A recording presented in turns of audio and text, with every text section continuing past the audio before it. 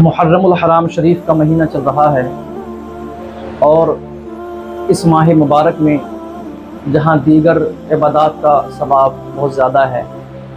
اور نوافل وغیرہ کی جہاں فضیلتیں بیان کی گئیں، وہیں اس ماہ مبارک میں روزہ رکھنے کا ثواب بھی بہت زیادہ ہے۔ حدیث کریمہ کے اندر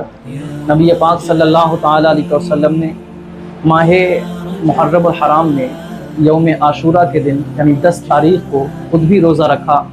اور صحابہ کرام رضوان اللہ تعالیٰ علیہم اجمعین سے روزہ رکھنے کا حکم فرمایا۔ نبی پاک صلی اللہ تعالیٰ علیہ وسلم جب مکہ سے ہجرت کر کے مدینہ تشریف لائے تو آپ نے دیکھا وہاں کے یہود اس ماہ مبارک کی 10 تاریخ یوم عاشورہ کو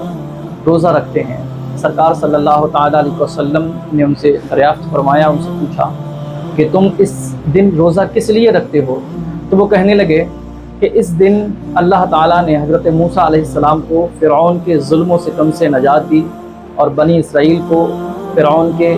ظلم سے بچایا، فرعون کو غرق کیا دریائے نیل کے اندر۔ تو اس کے شکرانے میں حضرت موسیٰ علیہ السلام نے روزہ رکھا اور ہم بھی روزہ رکھتے ہیں۔ نبی پاک صلی اللہ تعالیٰ علیہ وسلم پہلے سے اس دن روزہ رکھا کرتے تھے اور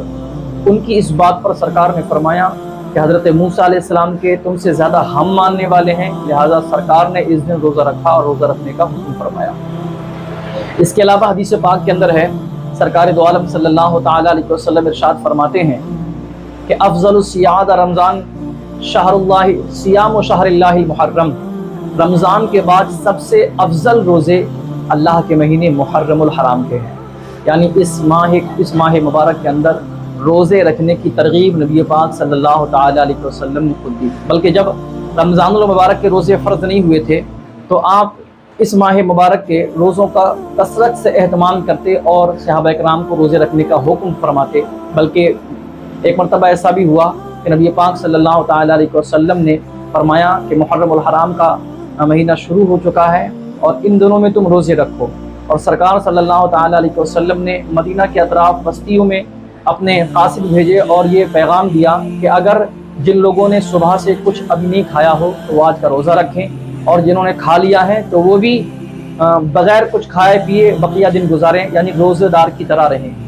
اس سے پتہ چلتا ہے کہ اس کی اہمیت کتنی زیادہ تھی۔ جب رمضان المبارک کے روزے فرض ہوئے تو پھر محرم الحرام کے روزوں کی فرضیت منسوخ ہو گئی۔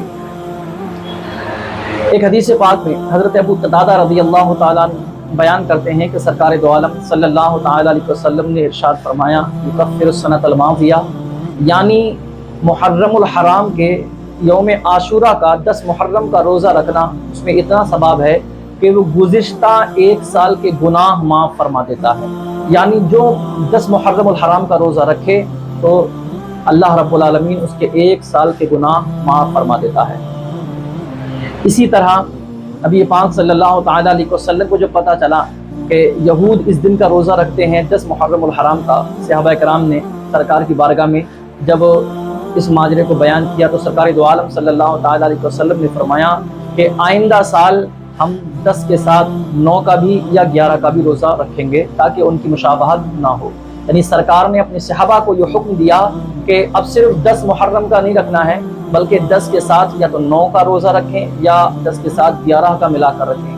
تو آج 8 محرم الحرام ہو چکی ہے اور کل محرم شریف کے مہینے کی 9 تاریخ ہے، پرسوں 10 ہے۔ تو جو حضرات بھی